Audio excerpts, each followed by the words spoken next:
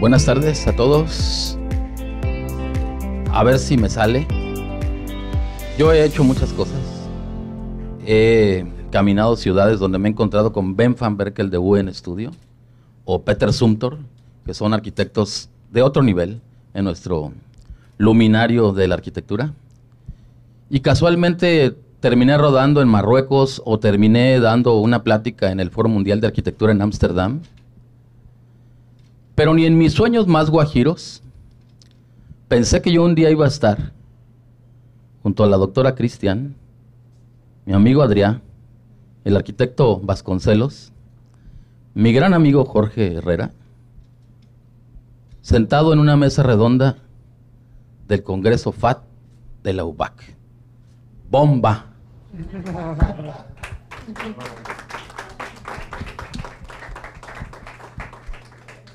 Esa sería mi primera imagen para construir un diálogo sobre el tema tan importante del diseño sustentable, y lo quise hacer torpemente con una bomba como homenaje a la tierra donde estamos, la tierra del faisán y el venado, una tierra altamente ecológica, comprometida socialmente, políticamente, gubernamentalmente, con la naturaleza, con el mar, con la selva, de lo cual seguramente Jorge, que vive aquí y ha vivido en otros lugares, nos va a poder aportar muchas cosas. Yo creo que hacer arquitectura siempre es hacer un acto de responsabilidad, hacer un acto social, donde no se deja a nadie atrás, hay que ir todos juntos. Yo decía que la arquitectura, a lo mejor de Inglaterra y de Japón, va muy avanzada, pero muchos otros países no tienen que comer, no tienen agricultura, no tienen agua. Entonces creo que debemos aprender a ir juntos. Creo que la sustentabilidad es estar comprometidos con los otros. Y también una sensibilidad al lugar. Casi todas las grandes arquitecturas han construido con lo que existe, porque es lo más recomendable, como decía Adrián hace rato en el tema de que él explicó, y donde decía, ¿para qué llevar un bambú a Madrid? Bueno, eso creo que sería, y yo plantearía, ¿qué opinan de esta relación entre el diseño con la naturaleza y con el otro, con lo social? ¿Quién gusta empezar?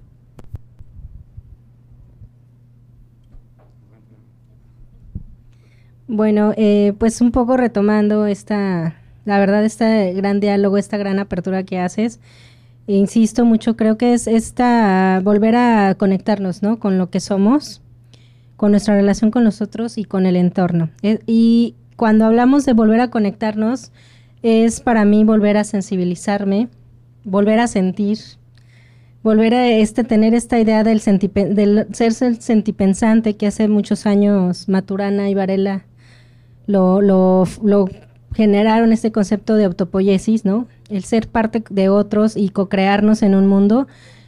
Suena teórico, pero la verdad es que cuando uno lo ve en el día a día, ¿no?, de la gente que se autoorganiza para construir su casa, se autoorganiza para limpiar las aguas, ¿no?, que están contaminadas al lado del río, entonces vemos que esto sí es posible, ¿no?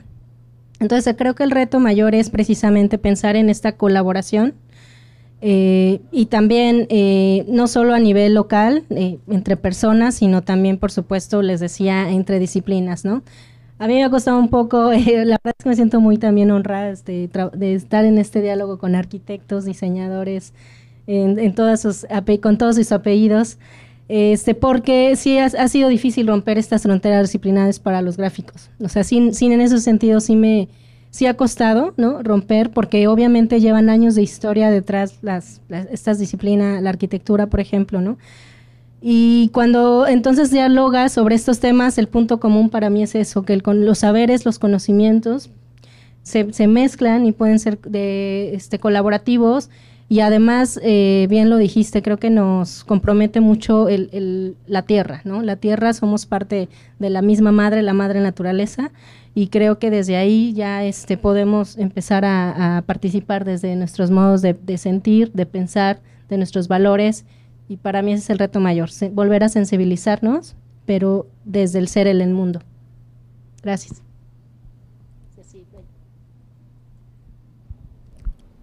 Bueno, sí. Ok. Bueno, pues muchas gracias por haberme invitado, Jesús, y estar aquí con buenos amigos, pensantes, intelectuales, y eso me agrada mucho. Hace tiempo yo hice o escribí un artículo que se llamó Cultura Chicana o Desculturización, ¿sí? Y bueno, no sé si causó impacto o no, yo me acuerdo que lo escribí, ¿sí? Salió en el periódico y todo, ¿no? ¿Qué es lo que pasaba con nuestras sociedades que se van a otro lado? ¿Realmente están haciendo cultura o se están desculturizando de México? Todas aquellas personas que viven en el campo y regresan con ideas o mandan las fotos de lo que quieren de su casa, de sus diseños, en el campo, ¿sí? Y de pronto vemos cómo irrumpen todo lo que es una tipología, se puede decir, ¿sí? Una tipología, y hay una casa tipo gringa en el campo, ¿sí? ¿Y qué pasa con los que hemos pensado, con los que hemos estudiado todas aquellas, la casa maya, las casas de aquellos pobladores que viven en el campo? Les vemos atractivos, vemos esas vigas, vemos esas tejas y las metemos a la ciudad con diseños muy, muy padres, ¿no? Y ahí empieza a cambiar. ¿Qué es lo que ve la gente del campo? Que también es una de las cosas que tenemos que pensar, que para ellos construir lo que como estaban viviendo era miseria, ¿sí? Entonces, yo es lo que a veces pienso, creo que hay que balancear muchas cosas, ¿sí? Una vez les dije, vamos a hacer algo en el Boulevard García de León, un ejercicio. Los muy ecológicos me dijeron, no hay que hacer nada como arquitecto, vamos a, ahí están los árboles y ahí se puede caminar. Espérenme, hay que balancear, porque es para uso del ser humano. Vamos a integrarnos con la naturaleza, ¿sí? No a irrumpir drásticamente en eso. Y de ahí hay muchas cosas, podemos hablar mucho de lo que es y sacarle mucho provecho a lo que son las construcciones, ¿cómo se llaman? Rurales, ¿sí? Rurales. Se ha estudiado mucho lo que es la casa maya, el por qué es la casa maya, de qué forma está hecho, totalmente ecológica y sustentable, ¿sí? Y qué provecho le podemos sacar. Y de ahí han habido, pues bueno, se puede pensar de muchas formas para crear una arquitectura no tan agresiva al medio ambiente. Yo hablando, bueno, de la arquitectura. Sí, gracias. ¿Sí? Gracias, arquitecto. Sí. Ok, bueno, justo con lo que comentaba el arquitecto Jorge, les diría a los alumnos que hagan un ejercicio hoy y se fijen en las construcciones de Mérida y aquí de Yucatán, porque yo estos días me he venido fijando en los problemas que presentan de humedades y corrosión. Es muy notorio, tanto ayer que estábamos en Progreso como en la misma ciudad, y verán. Y bueno, retomar justo lo que ha dicho el arquitecto, de que les hemos presentado ciertas alternativas, a partir también de los programas de certificación para la nueva arquitectura. Igual les he hablado un poquito más de la parte más tradicional y bueno, la doctora también pues les ha mostrado cómo incidir desde el diseño. Entonces al final ustedes van a ser los que tengan que aplicar estos nuevos modelos y tienen un reto muy apasionante. Gracias. Pues yo diría de manera general, ¿no? Esta relación del hombre con la naturaleza siempre ha existido, incluso pues somos completamente imprescindibles para la Tierra, ¿no? O sea, nosotros podremos extinguirnos y la Tierra continuaría. Entonces, revalorar que esta relación es muy importante, ¿no? El desarrollo que nosotros hagamos en cualquier actividad, ¿no? Y sobre todo lo que veíamos el día de ayer y el día de hoy también con la doctora y con Adrián, sobre las actividades que impactan al medio ambiente, ¿no? Todas las actividades, absolutamente todas las actividades, y pensar en esta posibilidad como la única, ¿no? No hay otra tierra, ¿no? No hay otro hogar, al menos actualmente habitable, más que la estación espacial, pero es completamente independiente, ¿no? Codependiente de la Tierra, ¿no? Se agotarían los recursos muy rápido. Entonces, revalorizar esta relación que tenemos nosotros como humanos con la Tierra y los recursos naturales, pues plantear y regresar, ¿no? Regresar a estos valores tradicionales, como bien lo proyectaba Adrián, ¿no? Repensar lo que se está haciendo actualmente, por ejemplo, en el diseño, ¿no? Cualquier diseño gráfico, industrial, de interiores, ingenierías, arquitectura, sobre todo también. Y cómo podemos cambiar esta perspectiva, ¿no? Esta perspectiva de crear soluciones, estrategias, que si bien el ser humano ha evolucionado en muchos sentidos, creo que se ha ido hacia atrás, ¿no? En el avance y en el desarrollo para mejorar o cambiar las actividades. Creo que en ese sentido vamos en retroceso, ¿no? Y podemos cambiar esta perspectiva, ¿no? Bien lo comentaba la doctora, son cambios de paradigmas importantes que tenemos que empezar a revalorar, ¿no? Y cómo podemos ajustarnos a estas alternativas, porque o lo hacemos o no hay futuro, ¿no? Simplemente así, para nosotros al menos, ¿no? La Tierra va a continuar y ya hemos visto extinciones de otras especies y la Tierra continúa. Entonces, creo que es una parte muy importante, y también invitaría, como bien dijo el arquitecto Adrián, a los estudiantes a ubicarse en otros sitios, ¿no? Diferentes a donde viven, donde trabajan, ¿no? Afortunadamente México en general, el país, goza de un clima bastante benévolo. Los que hemos tenido oportunidad de vivir en otras ciudades o en otros países, vemos que México tiene una importantísima benevolencia climática, ¿no? Incluso aquí en Mérida.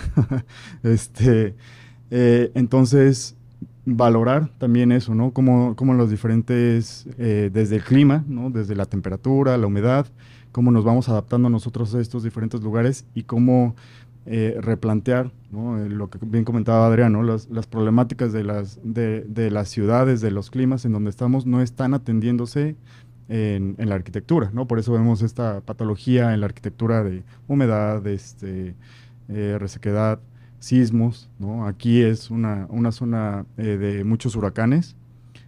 Entonces, bueno, regresando a ese punto, es poder o tratar de hacer este ajuste, revalorización, perdón, sobre los climas diferentes que tenemos, ¿no? Y poder aprovecharlos, mejorarlos y alinearlos, como bien comentaba el arquitecto Jorge, a lo que nosotros tenemos. Y otra parte importante también me gustaría mencionar esto del confort, ¿no? Comentaba ahorita con la arquitecta Eunice que no debemos de dejar de lado la parte del confort, ¿no? Es una cuestión que la sustentabilidad, la sostenibilidad no debe de dejar al lado, ¿no? A veces nos consideran como hipiosos estos que se van ahí a las casas y a las letrinas allá por ser arquitectura sostenible o sustentable, y no debe ser así, ¿no? No debemos dejar que la comodidad del ser humano permee, ¿no? Y lo veamos también con la parte estética y funcional, ¿no? No debe de dejar de ser esta parte funcional, ¿no? Tanto en la arquitectura tradicional vernácula como en la arquitectura de contextos más urbanos o en desarrollo, siempre pensando en el confort humano, ¿no? Esa sería la aportación. Muy bien, gracias. Creo que han comentado mucho sobre la arquitectura y el lugar. Me gustaría también introducir el tema de los materiales. Considero que mucha de la nueva arquitectura, igual que como dijo la doctora Cristian, se están haciendo con materiales altamente contaminantes, así como en el diseño hay tintas que son potencialmente más nocivas para el medio ambiente. También sabemos que en arquitectura el aluminio o algunos productos plastificados, o incluso algo que yo llamaría, como decía el escritor Rossi, el objeto falso. Esa loseta cerámica que pretende parecer madera, o que pretende parecer piedra, o que pretende parecer tierra. A mí ese tipo de falsedades me parece que nos alejan de una arquitectura elemental, como la que Adrián ha expuesto muy bien. Los elementos tenían su origen en Grecia, pues en nada más que el aire, la tierra, el fuego y el agua. Entonces creo que entre más pura sea una arquitectura, entre pueda recurrir más al uso de materiales elementales, creo que tiene un mayor compromiso y un proceso menos complejo de elaboración en sus constitutivos para hacer una arquitectura de mejor calidad. No sé si esto también tenga su misma paralaje en el diseño. A lo mejor la doctora nos puede decir algo. Pero bueno, en general, creo que esa sería una invitación. Que nos hablen de los materiales, de los elementos y de esta relación con lo originario. Sí, bueno, es una pregunta muy compleja, como dices.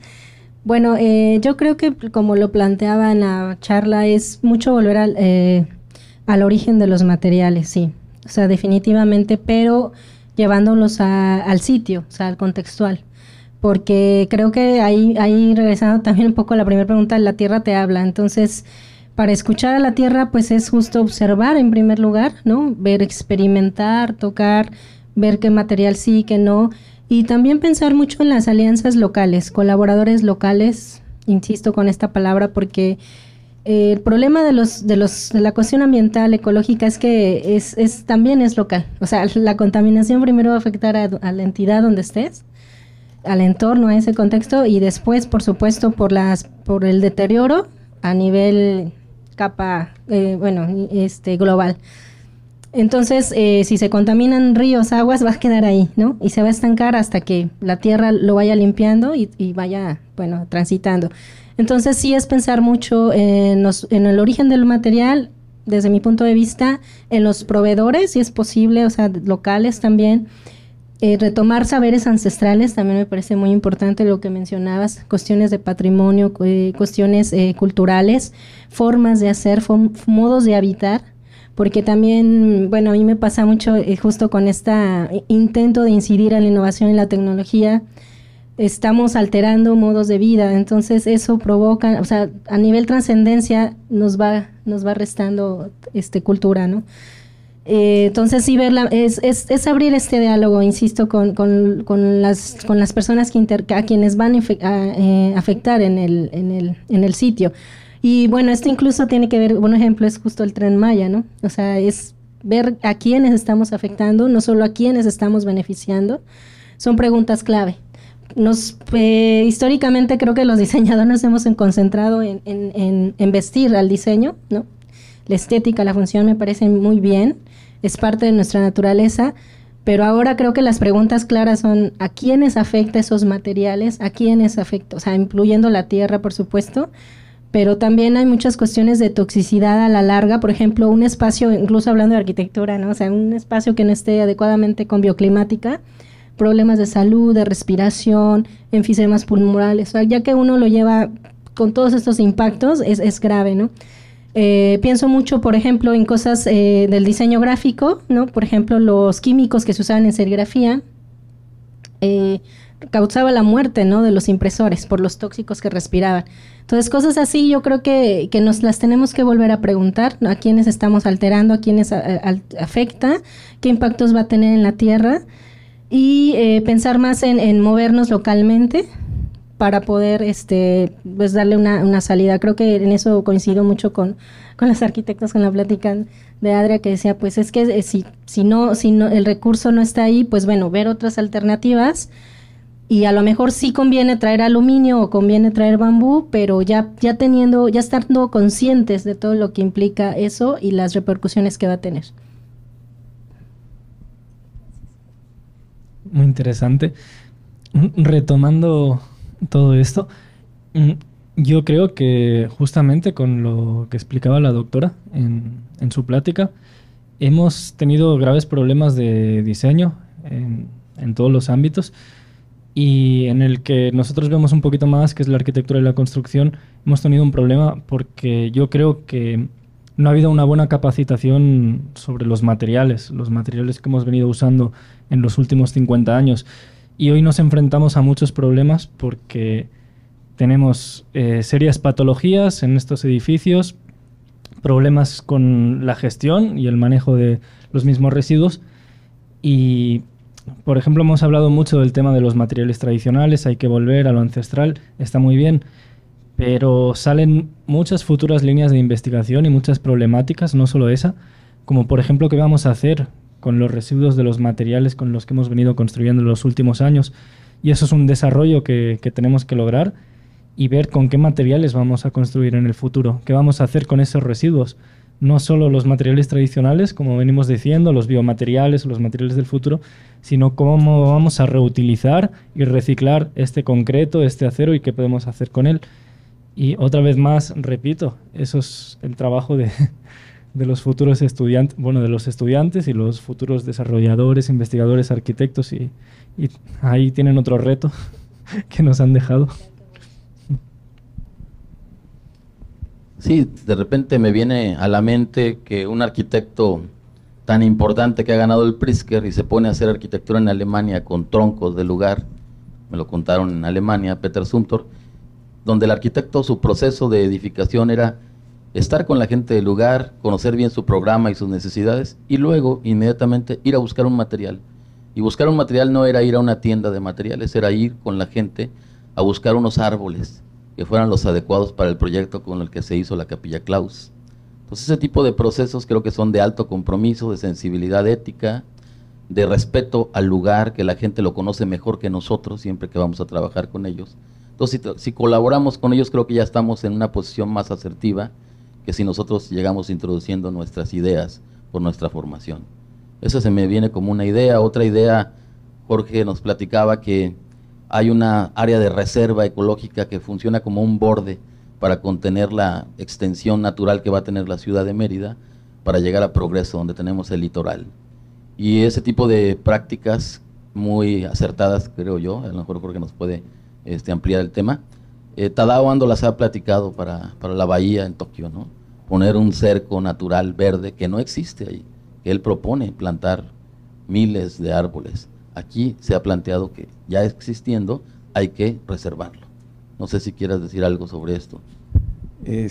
Sí, bueno, antes que eso, ahorita yo vivo en el municipio de Mérida, pero no exactamente en Mérida. Yo no soy hipster, soy hippie, soy setentero, ¿sí? Entonces me fui a una comunidad así como Jesús del Monte, en Morelia, así vivo, aquí cerquita, que son artesanos, se llaman Sitia, la población, es cerquita aquí. Pasamos a ver algunos artesanos que trabajan muy bonito la piedra, no puedes estar así a flor de piel la piedra aquí. Trabajan muy bien la piedra y algunas maderas duras, ¿sí? Algunas maderas duras, como es el salam, como es el otro que nos dijeron, pero bueno, y lo trabajan muy, muy, muy bonito. Es importante, incluso, como decían, aquí que platicar y estar con la gente del lugar, ¿sí? Yo no hubiera sabido nunca cómo se hace el chucum. Todos me hablan del chucum, por ejemplo, que es muy famoso aquí, ya lo andan pidiendo hasta en otros estados, ¿sí? El famoso chucum. Bueno, ¿qué es el chucum? Y me mostraban bolsas ahí con un polvo que se ponía, ¿no? Eso no es el chucum, ¿sí? El chucum es precisamente la corteza de un árbol chucum que se hierve y saca una especie de agua, ¿sí? Que se mezcla con ese polvo que es polvo de la piedra caliza y cemento blanco, ¿sí? Al final de cuentas tenemos que tener un aglutinante, un cementante para eso, ¿sí? Eso es, pero nadie me explicaba, no, yo no sabía.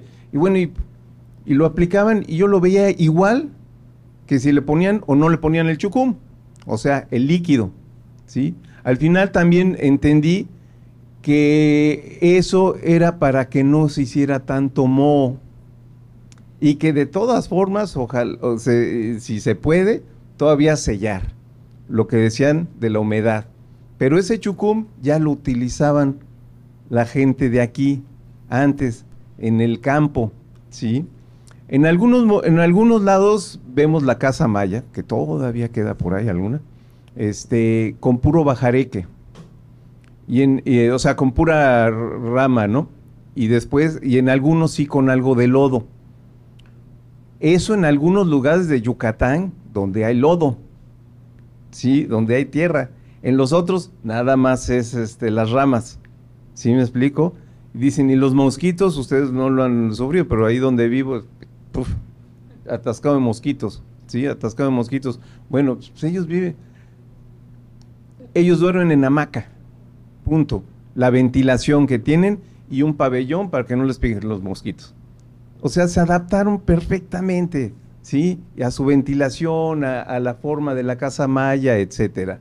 ¿Qué es lo que está pasando ahora? Y es muy importante estudiar lo que es la casa maya, porque aparte subes como 20 o 30 centímetros de la tierra, ¿sí? ¿Por qué? Porque se pone caliente, y hay que separarse un poquito. Y así me puedo ir con muchos detalles de lo que es la casa, lo que es la casa maya, ¿no? Principalmente, pero estaba hablando un poquito del chucum, que ahorita está muy de moda, pero que sí sirve de alguna forma, ¿no?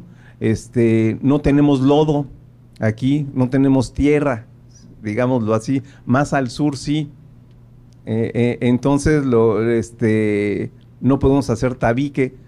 Es bien curioso, mucha gente que viene de otros lados, viene con su plano, con el cálculo estructural de su buen ingeniero y con unos materiales que no puede conseguir aquí. Me comentabas el caso del centro comercial, que creemos que fue diseñado por gente que no es de Yucatán, que tenía un desnivel de estacionamiento a -6 o algo así, que nunca funcionó. Hasta la fecha no ha funcionado. Llegaron las primeras lluvias de Cristóbal y se hizo laguna. Todo eso, porque hay que tener en cuenta que estamos en una zona donde no es tanto lo que está arriba, sino lo que está abajo, ¿sí? Subió el nivel freático y ahí se quedó, entonces no sirven los estacionamientos. Gracias aquí a Mérida que tenemos una extensión muy grande, ya ven los estacionamientos que ni se cobran, ¿sí? Y se puede estar, pero estos bien inteligentes dijeron, no, pues vamos a aprovechar el espacio, ¿sí? Y 2 niveles de estacionamiento abajo, la isla también, el centro comercial, pues nada, está ocupando 1 y con un chorro de ventiladores. O sea, ¿qué pasó con el diseño, con pensar? A veces nos vamos nada más con las ocurrencias, las buenas ideas, la diseñitis, ¿sí? O con falsas profecías, o sea, el hecho de poner estacionamientos en vertical corresponde al uso de la máxima rentabilidad de la ocupación del suelo. Poco terreno con mucho espacio rentable. Pero son criterios comerciales que pueden funcionar para quien vende, para quien está a lo mejor haciendo crecer metropolitanamente una ciudad, pero no necesariamente en un compromiso para la naturaleza, para el otro, para el que camina también. Exacto. Exacto, y bueno, van a haber muchos ejemplos, incluso de orientación. Nada más aquí en este hotel póngase en la tarde, ¿sí? Y así muchos edificios que se hicieron, yo creo, los diseños en otro lado, ¿sí? Con arquitectos de otro lado. Eso no tiene nada de malo, pero que se vengan a vivir 2, 3 meses, ¿sí? Primero, para que vean lo que es la humedad, para que vean lo que es, pero si vienen en diciembre, pues no sirve. En diciembre está muy a gusto, ¿no? Que vengan en mayo, junio, julio. Sí, en tiempo de... ahí sí. Y lo que decía Cira, bueno, eso ya es un manglar que está protegido, que es un área que se ha protegido. Los mismos dueños o ejidatarios del lugar también lo han mantenido muy bien. Sí se puede trabajar con la gente, sí. Y sin embargo, también vamos a ver, y eso es lo de siempre en México, en cualquier país capitalista, intereses económicos y políticos. Y eso es lo que le da en la torre a todo, ¿sí? Hay muchos fraccionamientos y creo que ya les llegaron por allá. Invierte en Mérida a lo mejor y te pandan. Ahora están todos los, ¿cómo se llaman? Virtuales, todas las imágenes virtuales. Dice, ay, qué padre, uy, se invierte con poquito y demás. Llegas al lugar, no hay nada. Eso va a estar, si está, en 30 años, ¿sí? Y empiezan a invadir espacios, ¿no? Nada más hay que tener mucho cuidado con eso. Antes hacíamos los pozos a 8 metros aquí y salía el agua limpia. Ahora hay que hacerlos a 12 o a 18. ¿Sí?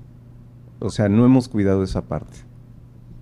Yo quería comentar esta parte de materiales que sí es pues realmente es una ciencia, ¿no? de materiales que aplica absolutamente todo, ¿no? Porque todo está compuesto de materiales.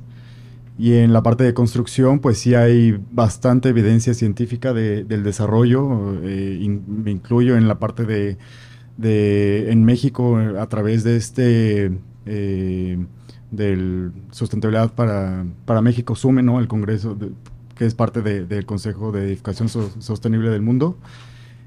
comenzamos a desarrollar un catálogo de productos y servicios mexicanos, porque hemos visto la evidencia internacional, ¿no? Los catálogos estadounidenses, los europeos, los asiáticos, ¿no? Que hay muchísima información, pero en México no hay, o es muy escasa.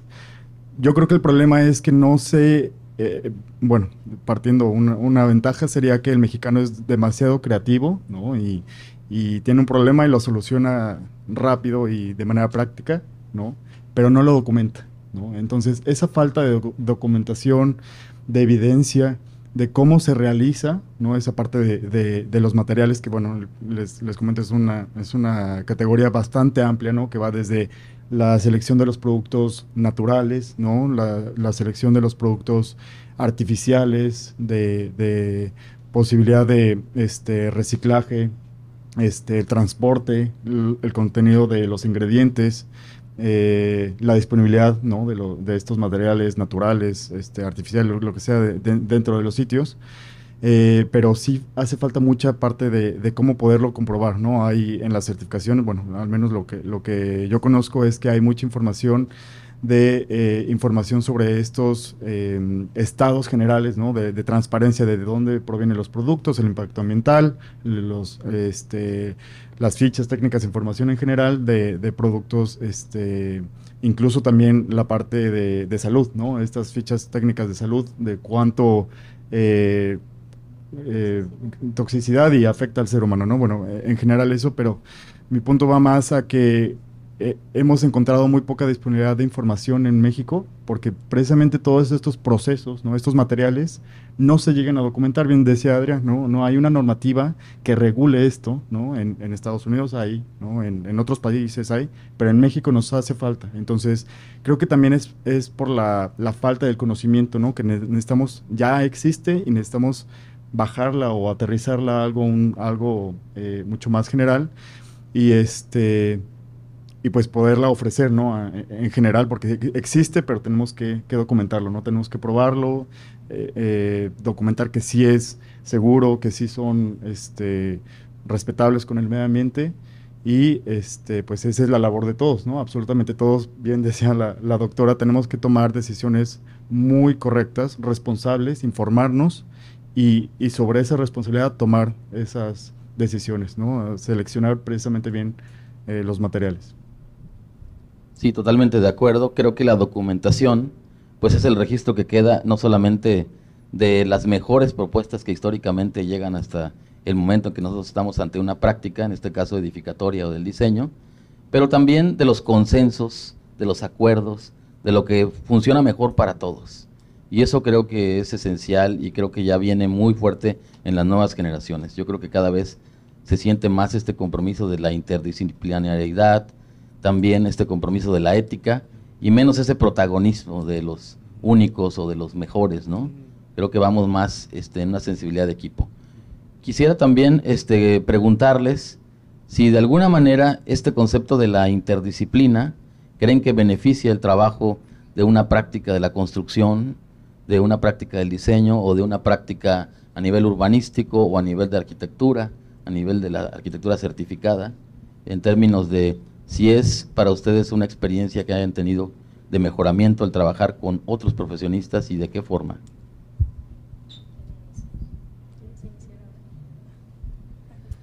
Yo sí he tenido muy buenas experiencias con la interdisciplinaridad.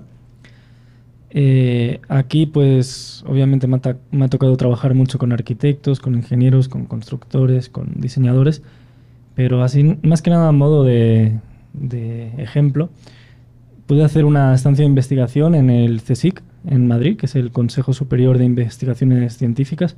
Un poco sería, digamos, similar al CONACYT aquí, pero como grupo.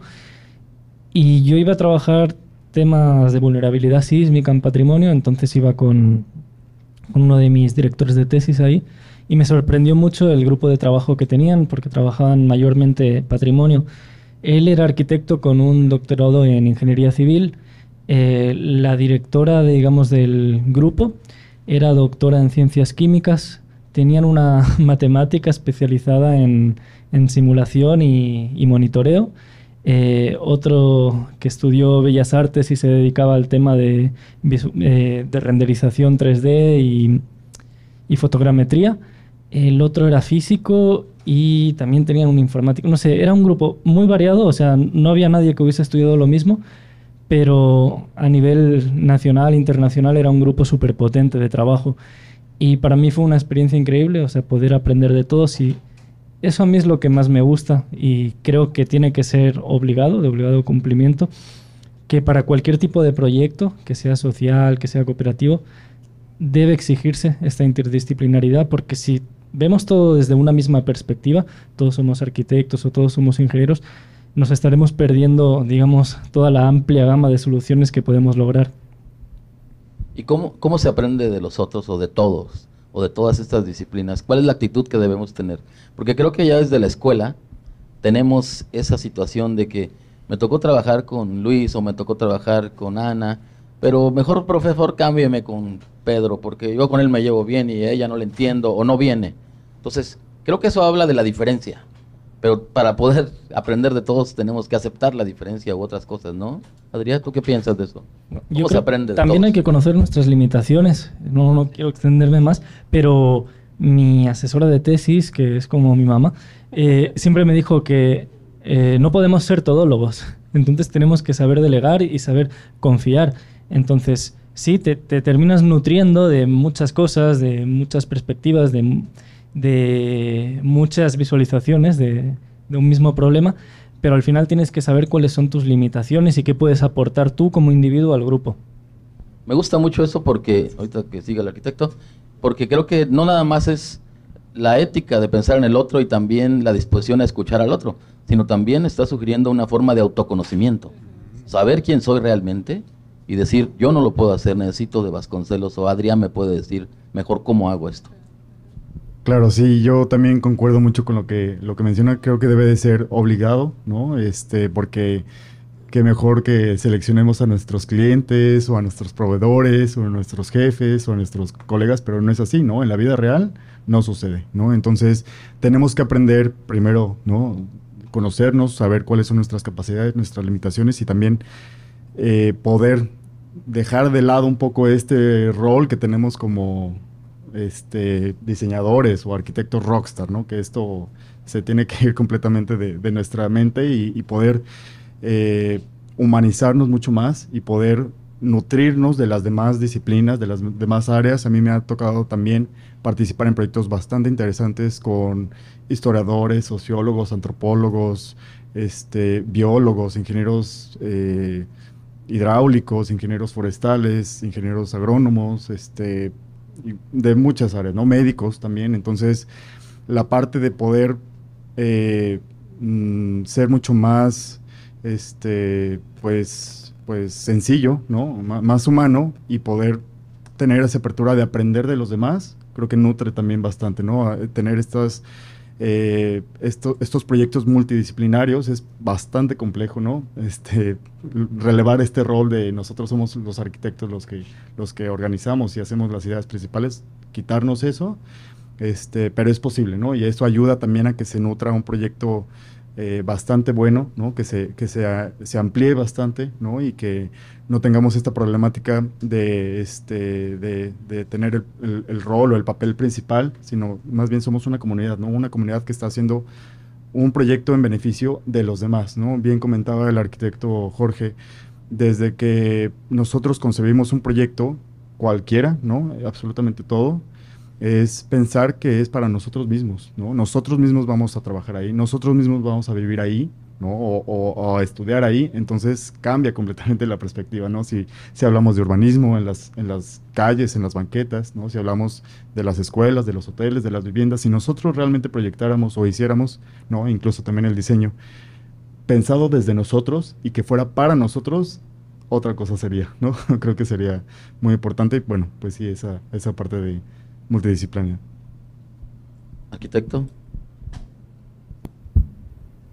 No, es bien interesante. Es que, bueno, yo creo que yo soy, o nada más así parece, el más grande de aquí de todos, ¿no? El que ha recorrido un poquito más muchas cosas dentro del ámbito. Y es cierto, o sea, al principio, y una vez me dijo un maestro, espérate, no seas el arquitecto como todos, él hablaba así, todos son unas vedettes, los arquitectos, dice, todos, dice, qué caray, porque queremos hacer todo y figurar en todo, ¿sí? Y yo quería ser diseñador gráfico, yo quería ser agrónomo, yo quería manejar todo lo que eran las ingenierías. Y no es cierto, ahorita mis grandes amigos son agrónomos, diseñadores gráficos e ingenieros, ¿sí? Que nos ayudamos mutuamente. Incluso me van a decir, oye, como que estás negando la profesión, pero yo estuve inscrito en el colegio de ingenieros allá, porque de alguna forma me aportaban muchas cosas y yo les aportaba a ellos, ¿sí? Llegaba a tener más chamba con ellos, para pronto, ¿sí? En el colegio de ingenieros, y tengo buenos amigos ingenieros. Diseñadores gráficos, yo quería hacer mis logotipos, yo quería hacer toda mi ¿cómo se llama? ¿Cómo le llaman? Toda la imagen corporativa y todo lo que...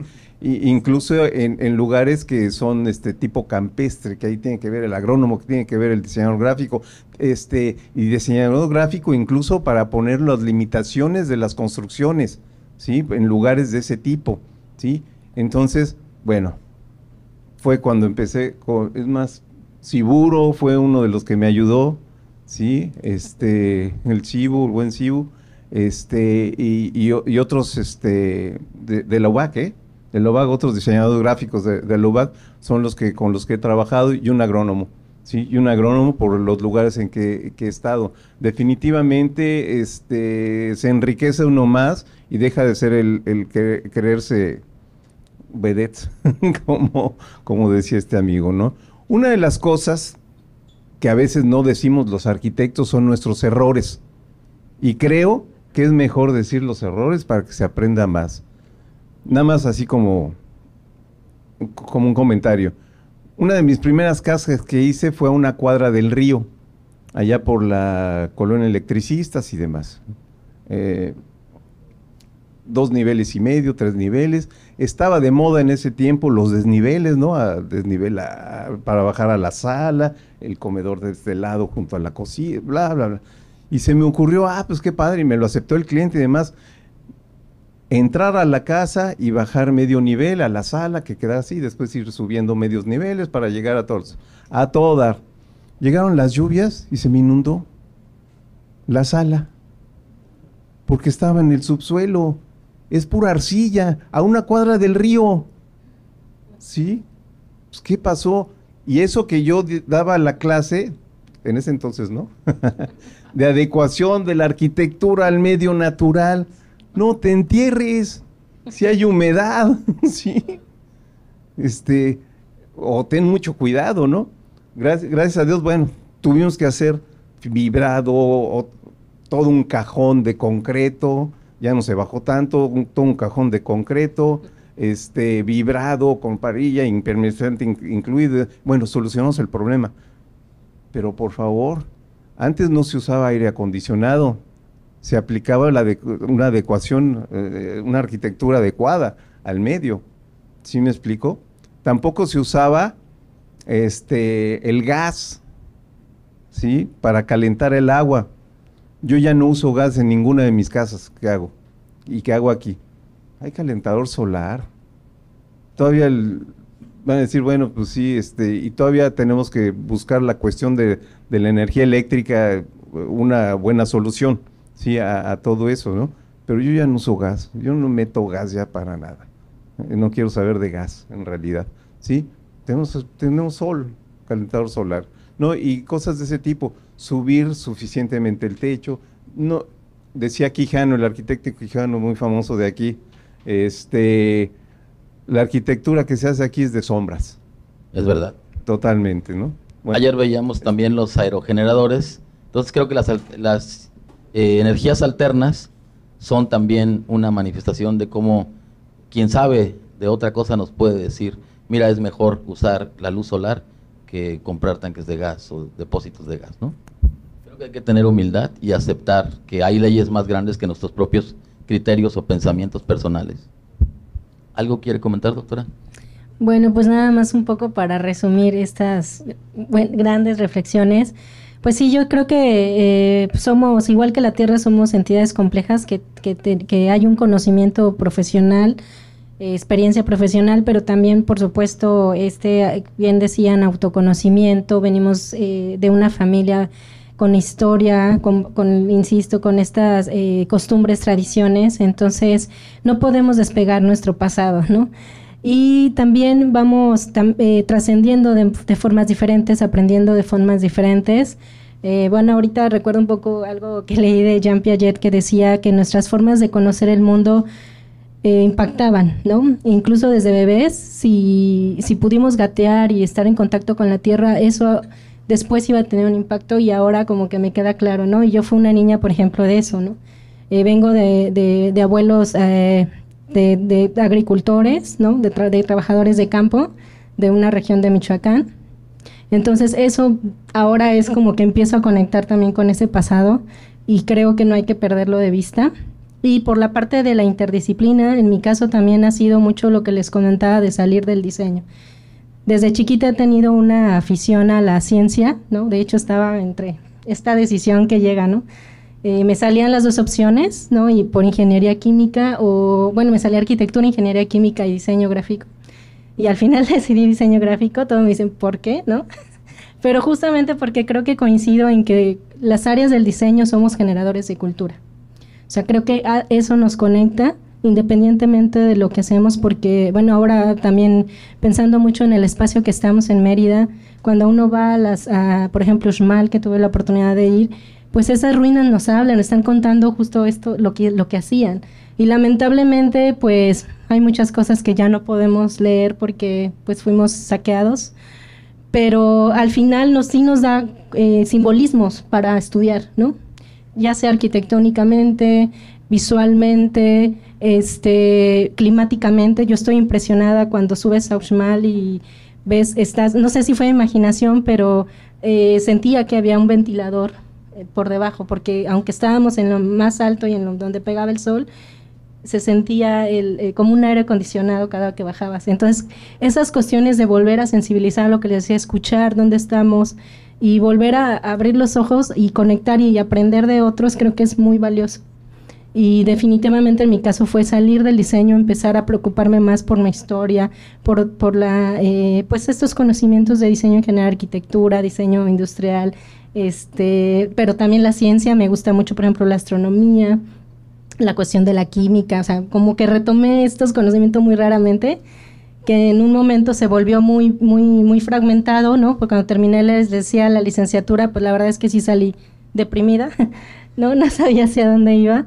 Y ahora estoy tratando o sea, después de 15 años fue como, bien, ya ahora sé como por dónde voy, pero sí ha sido una búsqueda constante, y yo creo que cada una lo va a tener que hacer, ¿no? Pero sí es muy importante pensar que no estamos solos en el mundo, y que a partir de este diálogo con nuestro entorno y con nuestros más cercanos va a ser muy positivo para hacer grandes cambios. Gracias. Excelente, muchas gracias. Nos quedan todavía 10 minutos. Quisiera aprovecharlos muy bien, conociendo la sensibilidad de todos ustedes, con un tema que tiene que ver, porque hemos hablado del lugar, pero el lugar es como algo también muy grande, muy abstracto, que a veces no podemos ni ver hasta que subimos a un punto alto y tenemos perspectiva, como fue con el caso de la visita a Uxmal. Pero creo que también hemos hablado de los materiales, de los elementos, de que se están haciendo estudios para tener más conocimiento de los mismos y saberlos aplicar correctamente, si podemos dialogar con los otros y no nada más plantear una perspectiva unilateral. Y me gustaría también preguntarles si hay en la sustentabilidad una relación en el respeto a las especies, y sobre todo a las especies vivas, porque los materiales pueden tener una mineralogía, una composición, una constitución, pero también está el reino animal y el reino vegetal, que es además un espectáculo.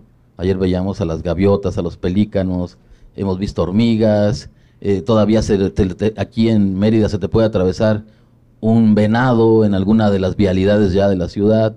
Entonces, ¿cuál sería su perspectiva, su recomendación con esa sensibilidad hacia lo que es otras especies, vegetales o animales o lo que ustedes propongan. Bueno, pues sí, es bastante importante lo que justo comentábamos al inicio, ¿no? Despegarnos de este egocentrismo humano, ¿no? Y porque nos hemos deshumanizado. Entonces creo que si involucramos nosotros mismos en nuestros proyectos, en las actividades que hacemos, precisamente desde un inicio, ¿no? Desde la planeación, desde la selección, el diseño, de poder hacer las mejores tomas de decisiones, como lo hemos platicado en este espacio, pero también es poder ofrecer estos lugares, estos proyectos que beneficie la creación de la biodiversidad, ¿no? La biodiversidad es muy importante para poder tener y generar más especies, ¿no? Tanto fauna como flora. No nada más que se tenga monocultivos o una sola especie vegetal, ¿no? Por ejemplo, los estudios que se hacen en México específicamente del uso del césped en las áreas verdes en el país es excesivamente alto, ¿no? Es de lo más alto, de hecho, del mundo. Cuesta mucho. Cuesta mantenerlo, bastante, ¿no? Lo pagamos mucho en el agua. En el etcétera. agua, en el combustible que se utiliza para podar, ¿no? Porque muchas veces ya no se hace de manera manual, ya se hace mecánico. Y es bastante caro, ¿no? Bastante caro mantenerlo, ¿no? Imagínense ahora un club de golf, ni hablar. Pero poder crear estos espacios en donde las especies vegetales sean propiamente, regresamos, ¿no? De la región, de los requerimientos mínimos hídricos, ¿no? Que solicita, pero además poder proveer estos colchones vegetales para las demás especies, ¿no? Vemos el problema de, por ejemplo, los insectos, ¿no? Las abejas, como hace 10, 15 años viajábamos en carretera, no sé si se acuerdan, los demás, los estudiantes están todavía medio jóvenes, pero los demás, cómo viajábamos en carretera y el parabrisas se llenaba completamente, ¿no? De mosquitos, de insectos, y ahora hay mucho menos, ¿no? Precisamente por este movimiento tan agresivo de la agricultura y que estamos perdiendo también esa fase y que somos parte de, ¿no? Hay un documental muy bueno sobre las abejas, que se mueren ellas, morimos todos, ¿no? Por la polinización que existe. Entonces, tratar de proveer estos espacios para muchas especies, ¿no? No nada más para una, sino para muchas especies, pues también nos beneficia a nosotros, ¿no? Porque somos parte de, ¿no? Y requerimos de ellos, ¿no? Requerimos de ellos por el proceso, por los alimentos, por los recursos naturales. Entonces, sensibilizarnos un poco, y me gustaría nada más cerrar esta participación mencionando una frase que tiene un sociólogo uruguayo, se llama Fernando Filgueira, que dice cómo sensibilizar a nosotros mismos y a los futuros, ¿no? En este caso a los estudiantes, porque tenemos sistemas educativos, ¿no? Del siglo XIX, profesores del siglo XX y estudiantes del siglo XXI, ¿no? Entonces tenemos que cambiar también esa manera de expandir y pues lo que veíamos, ¿no? Del sistema educativo, pues hay que replantearlo, hay que cambiarlo, ¿no? Si es necesario, pues mejorarlo, continuarlo, perfeccionarlo, ¿no? Entonces, difundir esta parte de conocimiento, ¿no? Y bueno, de todo lo que hemos platicado, que no nada más se vea a nivel licenciatura, ¿no? ¿Cuánta población de México llega a nivel licenciatura? Eso se debería estar desde el nivel básico, ¿no? Entonces, poder sensibilizar de manera general, ¿no? Claro, nosotros tenemos una aportación muy importante, pero es permear en prácticamente todas las áreas sobre todo de la academia, ¿no? Que es una parte muy importante de difusión de conocimientos.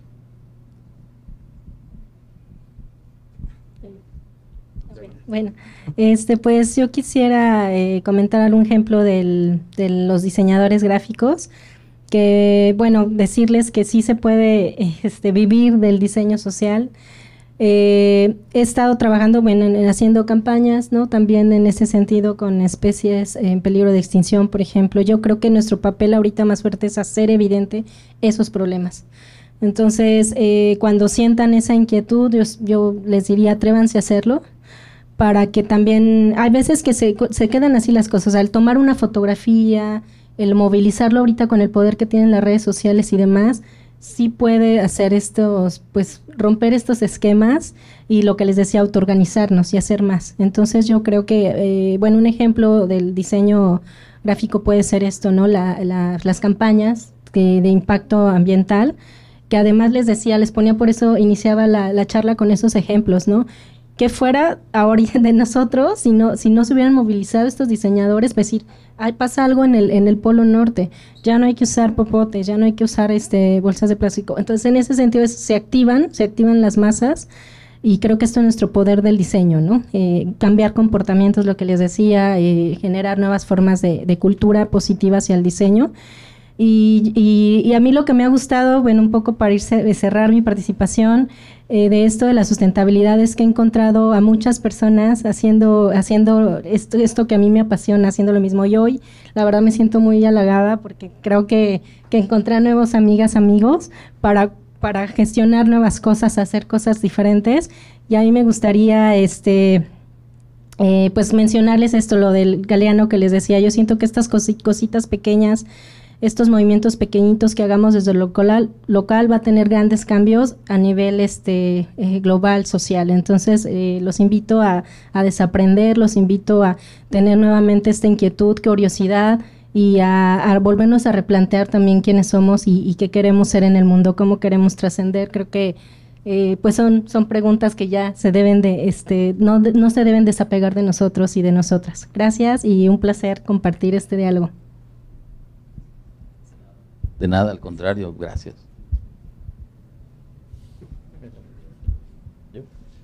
Es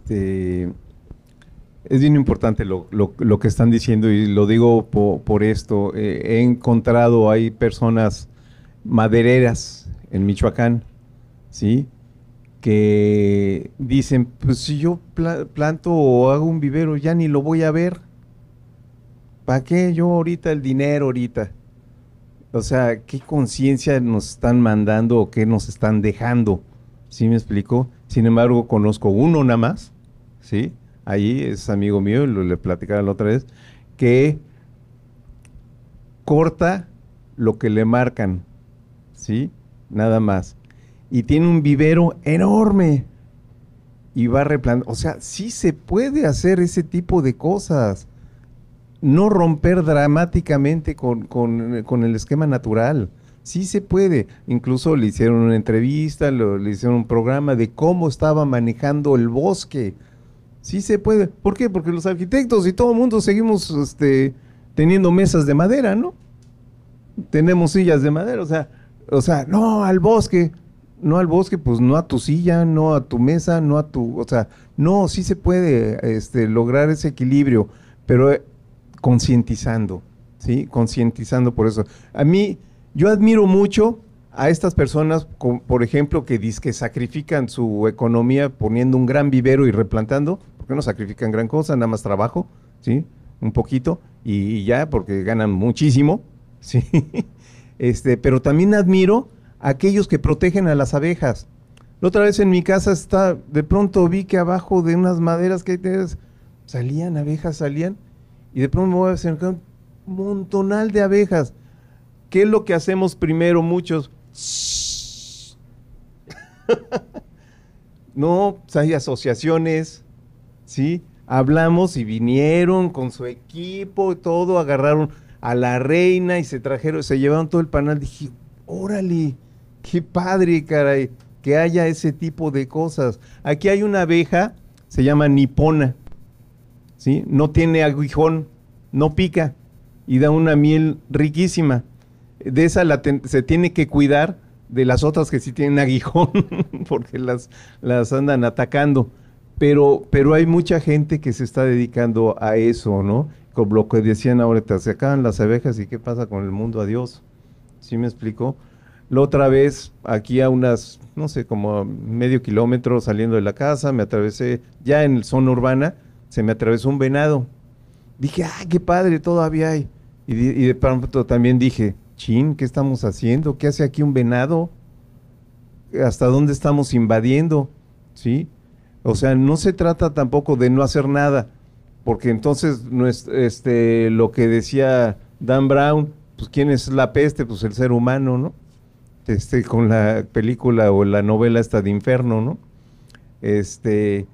No, creo que sí somos la peste porque nos interesa más la cuestión política, la cuestión de dinero, no esforzarnos, no denunciar, no nada de eso. ¿Sí me explico? Y que si y si puedo hacer algo que me dé dinero, aunque le esté dando en la torre a todo esto, lo hago. Eso es no tener conciencia, ¿sí? Creo que tenemos que tener, o debemos de tener, y ahí es donde entran todas las otras disciplinas, diseño gráfico para poder lograr las áreas estas, ¿cómo se llama? Protegidas, que se proteja al venado. Aquí todavía cazan venado.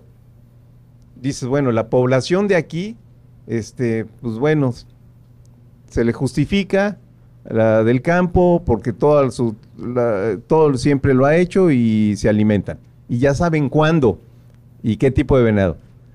Pero la otra población que nada más sale a cazar por cazar y al rato anda repartiendo carne y vendiéndola y no sé cuánto, pues dices, ¿para qué, no? ¿Para qué? O sea, sí se deben de lograr zonas protegidas, sí se deben de lograr menos pavimentaciones, sí se deben de lograr muchas áreas y tener conciencia de eso los arquitectos. Y en el área de gobierno, si hay zonas protegidas, si hay áreas que se deben de, o animales que se deben proteger, etcétera, pues ahí tenemos que apoyarnos con los diseñadores gráficos para crear toda esa conciencia en la población. Muy bien, excelente. Coincido, creo que tenemos que aprender a coexistir. Hay otras especies y son tan importantes como nosotros. Quizás estaban antes que nosotros. Quizás más que nosotros. No las conocemos tanto porque tampoco las hemos escuchado. Me comentaba el maestro Filipo que los griegos pensaban que los hombres más sensibles y avanzados habían devenido o se habían convertido en delfines para romper ese sistema de egoísmo y de brutalidad que somos los seres humanos, y habían evolucionado hacia el animal. Me pareció hermoso.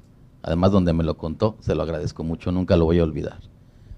Para terminar, me gustaría plantearles una última reflexión final a todos sobre la relación que puede tener el diseño sostenible o sustentable con respecto a lo espiritual, doctora, que usted comentó el tema en su conferencia. Me gustó mucho esa idea. Pero lo espiritual puede tener muchas connotaciones. Así que yo plantearía, si el diseño es trascendente, ¿en qué medida podemos lograr una trascendencia por nuestros actos de responsabilidad ética, social, natural, ambiental, etcétera? Todo lo que implica este gran constructo que es el diseño sustentable.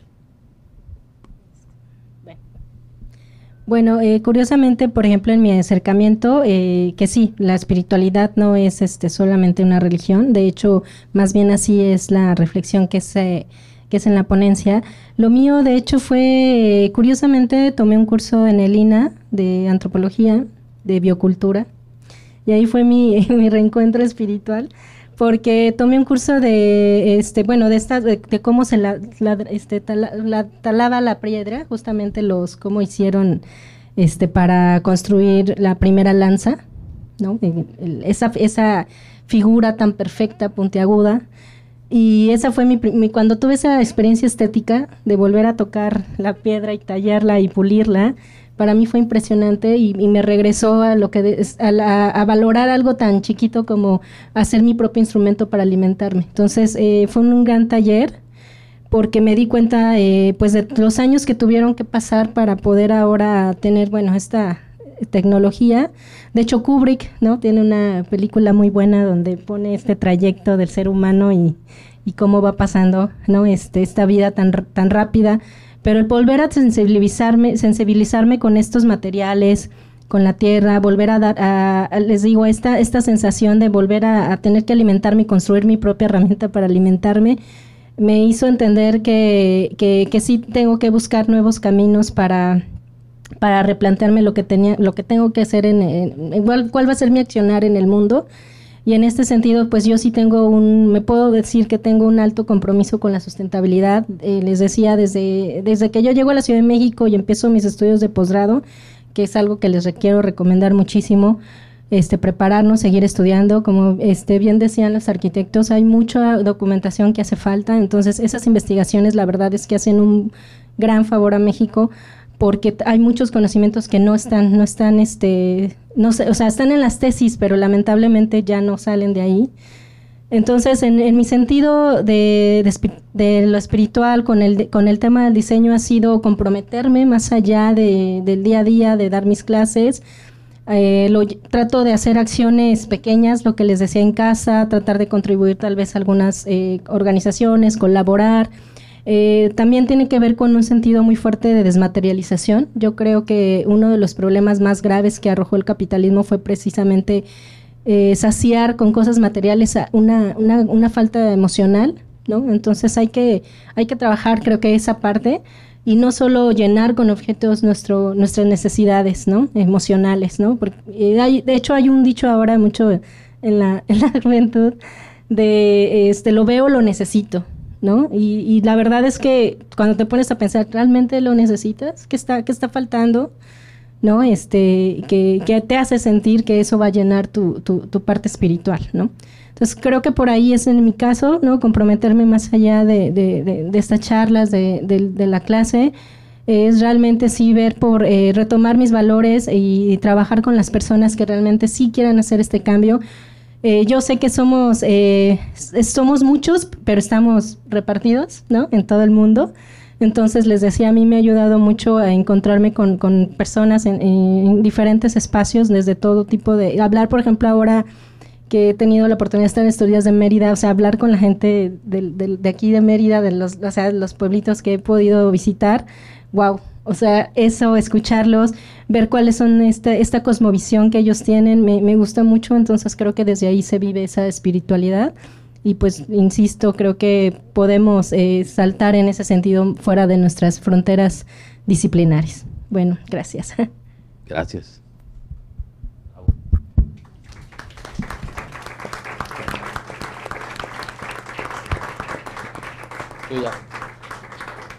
Adrián. Bueno, me parece muy interesante esta última reflexión. Y yo creo que es un ejercicio constante, porque a mí me gusta muchas veces imaginar dónde estaré y cómo pensaré de aquí 10 años, porque hace 10 años tenía una forma de ver las cosas completamente, no completamente distinta, pero obviamente creo que todos evolucionamos y le damos como una vuelta a todo. Y el diseño sustentable es solo una arista más dentro de esta evolución humana. Y sí, coincido totalmente en que el capitalismo y el sistema actual nos ha materializado mucho y precisamente es algo que yo intento evitar y escapar. Y muchas veces, o sea, si nos vamos a lo tradicional, a las cosmovisiones, a la espiritualidad más antigua, podemos retomar muchas cosas, pero también no hay que tampoco quedarnos solo con eso, sino que hay que formar nuestro propio pensamiento libre. Y nada, me pareció muy interesante todo este debate. Muchas gracias por la invitación y por mi parte eso sería todo. Gracias.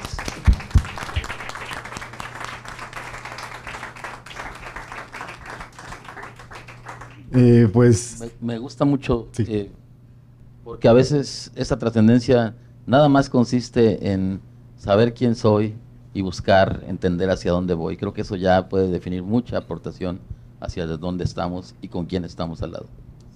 Claro, y precisamente por ahí va mi respuesta. Yo creo que yo pienso que la sustentabilidad, pues sí, tiene que ver bastante con la espiritualidad y yo lo veo de manera personal, ¿no?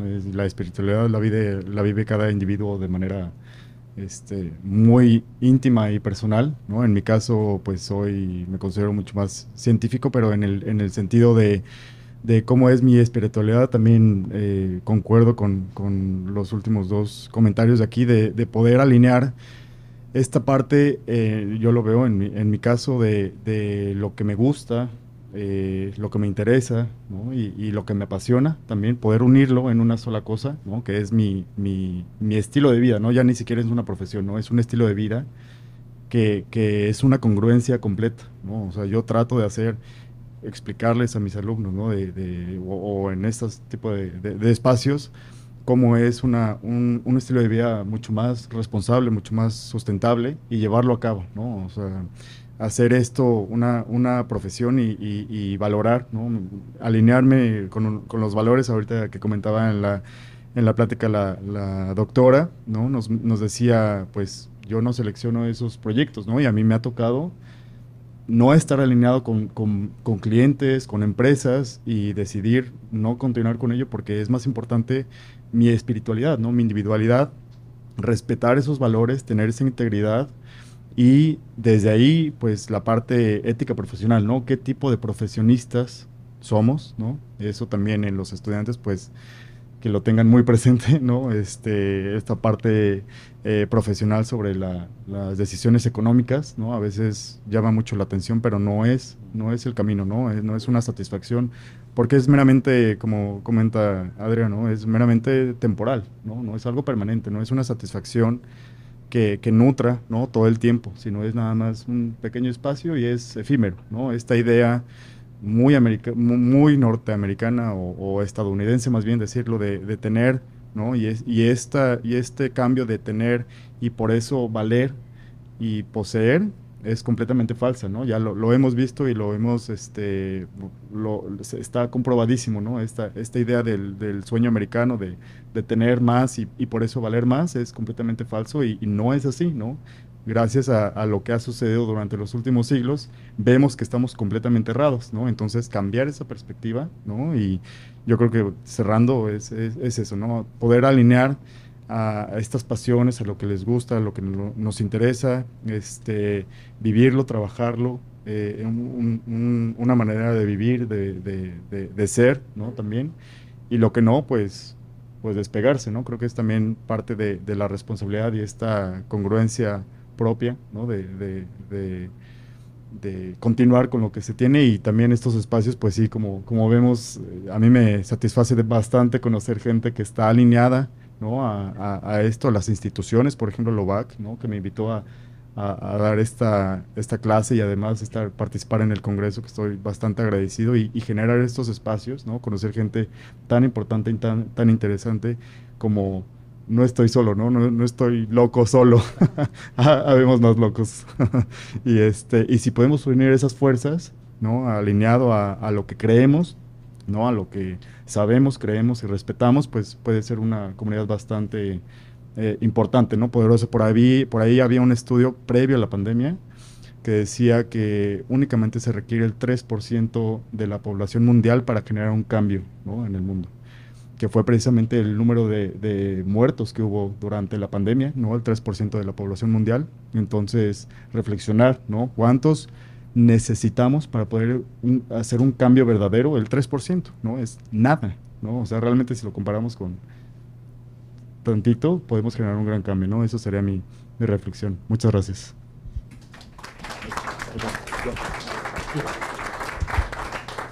Es que me hizo recordar una frase de Julio Cortázar que dice que andábamos sin buscarnos, pero sabiendo que íbamos a encontrarnos. Entonces, muy bien, gracias. Gracias. Gracias, arquitecto. Gracias, doctora. Creo que todo se resume en que cualquier pequeño esfuerzo hecho con conciencia hace o hará una gran diferencia. Y eso es maravilloso. Yo quisiera pues agradecer a todos el privilegio de haber podido tener este diálogo. Quisiera argumentar que sí, es muy trascendente que nos reunamos, que nos reconozcamos y creo que vamos a seguir trabajando juntos para una mejor vida para todos. Creo que recuerdo ahorita que comentaba la doctora la línea de Cortázar, que en algún lugar leí que hubo un padre en el Oriente que le entregó a su hijo unas semillas.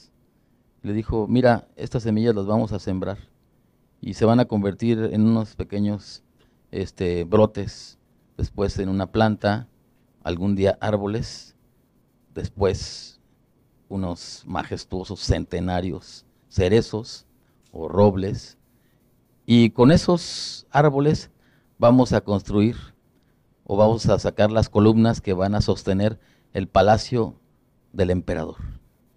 Entonces esas semillas se convirtieron en el Palacio Imperial de Kioto, una de las grandes obras de arquitectura y del patrimonio japonés y mundial, y yo creo que eso es la trascendencia. Y si eso no es el diseño sustentable, yo no sabría explicar de una manera mejor qué lo es. Pues muchas gracias a todos por escucharnos, gracias a todos por su sabiduría y su amistad de compartir estas ideas.